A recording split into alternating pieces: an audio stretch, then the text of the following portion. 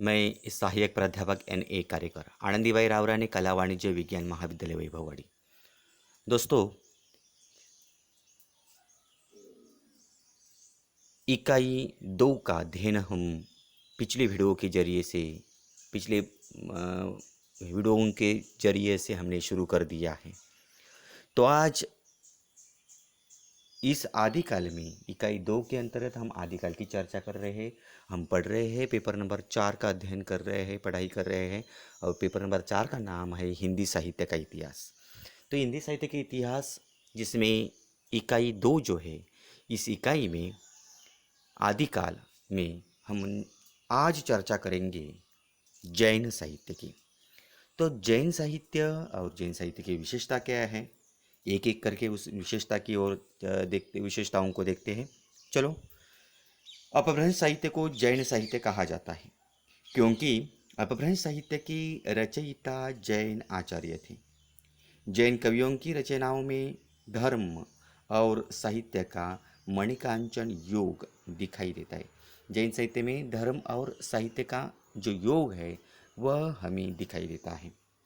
जैन कवि जब साहित्य निर्माण में जुट जाता है तो उस समय उसकी रचना सरस काव्य का रूप धारण कर लेती है, और जब वह धर्मोपदेश की ओर झुक जाता है तब वह पद्यबद्ध होकर धर्म उपदेशात्मक रचना बन जाती है। इस उपदेश प्रधान साहित्य में भी भारतीय जनजीवन के सामाजिक और सांस्कृतिक पक्ष के वहाँ पर दर्शन होते हैं। और इस साहित्य की जो इस जैन साहित्य की विशेषताएं रही है, उन विशेषताओं की ओर हम नज़र करने वाले हैं। तो पहली विशेषता है उपदेशमूलकता। उपदेशात्मकता जैन साहित्य की मुख्य प्रवृत्ति है, जिसके मूल में जैन धर्म की प्रति दृढ़ आस्था और उसका प्रचार है।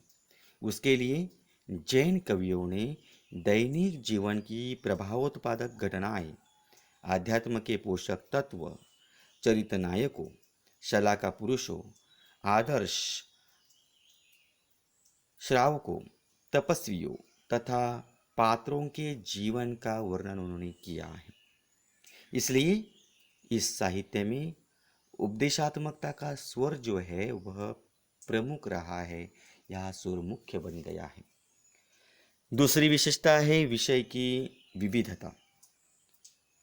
यानी जैन साहित्य धार्मिक साहित्य होने के बावजूद सामाजिक, धार्मिक, ऐतिहासिक विषयों के साथ ही लोक आख्यान की कई कथाओं को उन्होंने अपनाया है।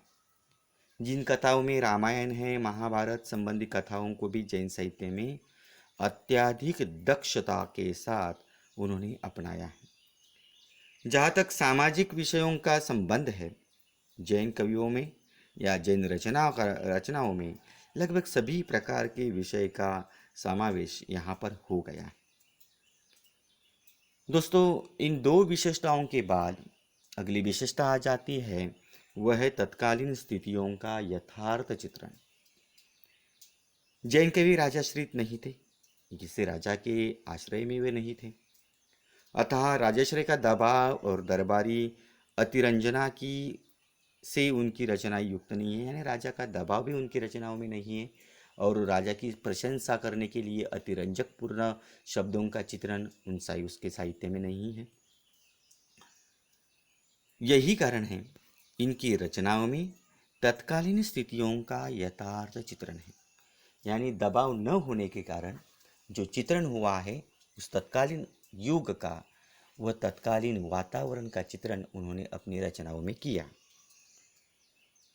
आदिकालीन आचार विचार, धर्म, समाज, राजनीति आदि की सही स्थितियों को जमाने के लिए यह रचनाएं पर्याप्त रूप में सहायक सिद्ध होती है।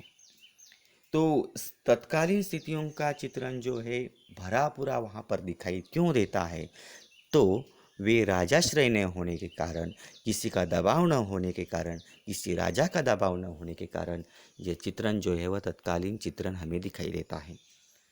अगली विशेषताएं हम देखेंगे वह है कर्मकांड, रूढ़ियों तथा परंपराओं का विरोध। तो जैन अपभ्रंश कवियों ने बाह्य उपासना, पूजा पाठ, शास्त्रीय ज्ञान, रूढ़ियों और परंपराओं का उन्होंने घोर विरोध किया है, किंतु इनके स्वर में कटुता या परखड़ता कहीं भी नहीं दिखाई देती। मंदिर हो, तीर्थ हो, शास्त्रीय ज्ञान, मूर्ति, वेश, जाति, वर्ण, तंत्र, मंत्र, योग आदि सभी किसी भी संस्था को यह नहीं मानते।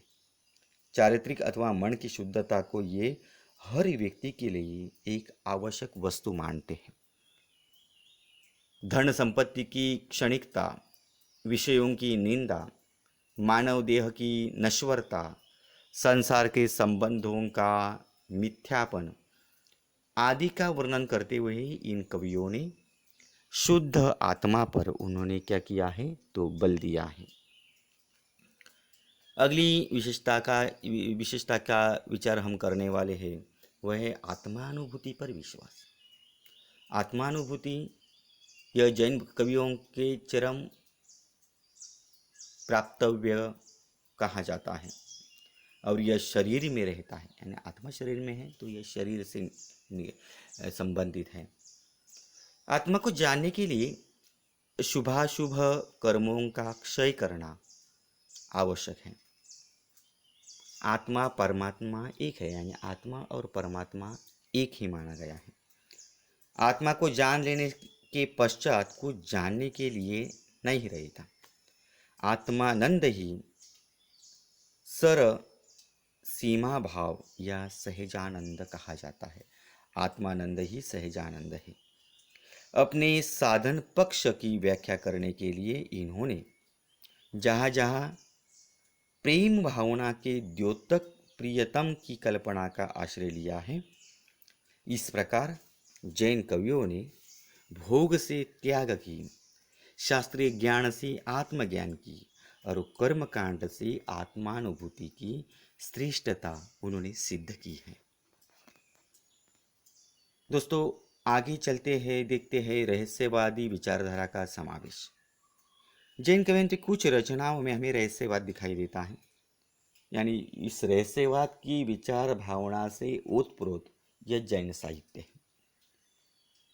योगींद्र मुनि रामसिंह, सूत्रभाचार्य, महानंदी, महचय आदि इस कोटि के कवि जैन साहित्य के माने जाते हैं। इनको रहस्यवादी रचनाओं में बाह्याचार, कर्मकांड, तीर्थव्रत, मूर्ति का धारणा आदि का चित्रण रहस्यवादी विचारधाराओं में आ जाता है। दोस्तों, अगली विशेषता है काव्य के रूप में विविधता। तो काव्य के क्षेत्र में जैन साहित्य विविध रूपों में यहाँ पर संपन्न हुआ है, जिसमें रास, फागु, छप्पय, चतुष्पदिका, प्रबंध, गाथा, जमनरी, गुरबावली, गीत, स्तुति, महात्म्य, उत्साह आदि प्रकार पाए जाते हैं। अपभ्रंश के कई काव्य रूपों का प्रयोग जो है वह जैन कवियों ने किया है, लेकिन अधिकांश काव्य रूप ऐसे भी हैं जिनके निर्माण का श्रेय जैन साहित्य की देन या जैन साहित्य को माना जाता है। आठवीं विशेषता है शांत एवं निर्वेद रस का प्राधान्य। जैन साहित्य में वीर, श्रृंगार, शांत, करुण आदि सभी रसों का सफलतापूर्वक निर्वाह यहाँ पर हुआ है। यानी कहा जाता है नेमिचंद चौपई के करुण, भरतेश्वर बाहुली रास का में वीर रस, शालिभद्र सूरी में श्रृंगार रस की सफल निष्पत्ति पाई जाती है। किंतु इन सभी कृतियों के अंत में शांत या निर्वेद सभी रसों पर यहाँ पर हावी होता है।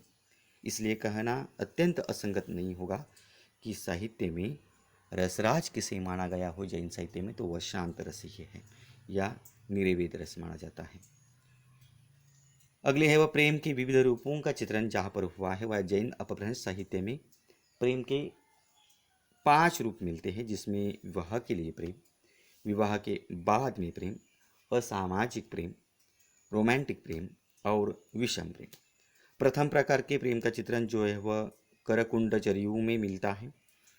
दूसरे प्रकार का उदाहरण जो है वह पौम श्री चरियों में मिलता है, जो समुद्र और पद्मश्री के प्रेम पूर्वक विवाह में मिलता है। जसहर चरियों में रानी अमृतमयी का कुबड़े से जो प्रेम था वह असामाजिक की कोटि में वह आ जाता है। प्रेम की विषमता का ज्वलंत उदाहरण जो है वह ब्रह्मचर्यों में रावण के प्रेम है। किंतु रोमांटिक प्रेम का साहित्य जो है वह अधिकता से प्रस्फुटित इस जैन साहित्य में हुआ है। इसके दो कारण हैं, जो है प्रथम है सामंतवादी युग जिसमें बहुपत्नी प्रथा थी, दूसरा वह है धर्म की महिमा बनाने के लिए। यानी इसी तरह से यह जो रूप है इसका चित्रण इस जैन साहित्य में हुआ है। आगे देखा जाए तो गीति तत्व की प्रधानता है। जैन कवियों की रचना ये शैली, स्वरूप और लक्ष्य की दृष्टि से गीति काव्य के अधिक निकट यहाँ पर आ जाते हैं। यह स्वाभाविक भी है क्योंकि गेयता इस युग की प्रमुख विशेषता रही है। जैन कवियों द्वारा प्रयुक्त छंदों में लय और गेयता का ध्यान यहाँ पर रखा गया है। मंगलाचरण के अतिरिक्त स्तुति और वंदना इस काव्य का आवश्यक अंग है। छंदों में संगीत का पट पुष्पदंत और स्वयंभू ने दिया है। कड़वक के छंदों की गति क्रमशः संगीत के स्वर और वाद्यों के लय पर ही चलती है। जिसके आगे देखा जाए इन साहित्य में तो अलंकार योजना, जिसमें जैन साहित्य में अर्थालंकार और शब्दालंकार दोनों प्रयुक्त हुए हैं। प्रमुखता रही है अर्थालंकार की चर्चा यहाँ पर ज़्यादा हुई है, जिसमें उपमा, रूपक, उत्प्रेक्षा, व्यक्तिरेक, उल्लेख, अनन्वय, दर्शना, विरोधाभास, स्वभावोक्ति, भ्रांति, संदेह आदि का प्रयोग जो है वह सफलतापूर्वक जैन साहित्य में आ गया है। अधिकांश जैन कवि उपमान के चुनाव में विशेष परिचय देते हैं। शब्दालंकारों में श्लेष, ओयमक और अनुप्रास की बहुलता है। अगली विशेषता जो है वह छंद विधान है। जैन साहित्य छंद की दृष्टि से समृद्ध है। स्वयंभू छंद और हेमचंद्र विरचित छंदानुशासन ग्रंथों में पर्याप्त संख्या में छंदों की विशिष्ट विवेचना की गई है। जैन काव्य में कड़वक, पटपदी, चतुष्पदी, बदतक, अहिल्या, बिलसीन, स्कंदक, दुबई, रासा, दोहा, उल्लाला, सोरठा, चौपद्य आदि छंदों का प्रयोग यहाँ पर मिलता है। अंतिम जो है वह लोक भाषा की प्रतिष्ठा है। जैन साधु ग्राम नगर घूम घूम कर धर्म प्रचार करते थे, इसलिए उन्होंने अपनी अभिव्यक्ति के लिए लोक भाषा का प्रयोग किया और उसे प्रतिष्ठा भी प्रदान की है। इसी तरह से दोस्तों हमने देखा है जैन साहित्य और उसकी विशेषताएं। आप इस पूरे वीडियो को देखिए, विशेषताओं को लिख लीजिए और उसका अध्ययन करिए। पूरी विश्लेषण करके इन विशेषताओं को स्पष्ट करने का प्रयास यहाँ पर हुआ है। आपको इन विशेषताओं के बारे में कोई भी बात समझ में ना आए तो आप मुझसे संपर्क करें। फिलहाल आज हम यही रुकते हैं और इस वीडियो के साथ इस टॉपिक को हम समाप्त करते हैं, पेपर इकाई 2 को।